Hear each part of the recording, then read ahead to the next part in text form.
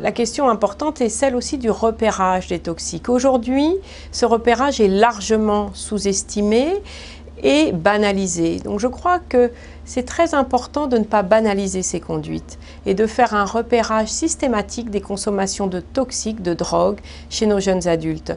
Et il y a des phénomènes de binge drinking en ce qui concerne l'alcool, des consommations aiguës importantes. Pareil pour ce qui est des consommations de drogue, du cannabis. Parfois les parents nous disent un joint c'est pas très grave. Il faut toujours s'en préoccuper. Et ce qui est important c'est que c'est souvent mésestimé et que souvent un joint en cache plutôt 5 ou 6. Donc le repérage avec un agenda de consommation des toxiques, c'est-à-dire repérer ce que le jeune consomme, c'est ce travail qu'on fait en consultation pour essayer qu'il décroche.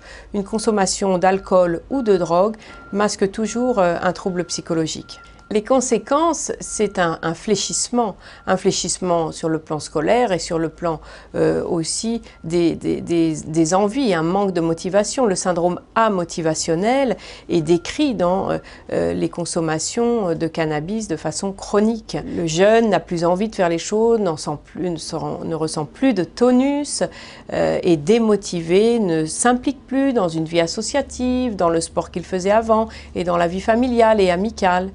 C'est préoccupant.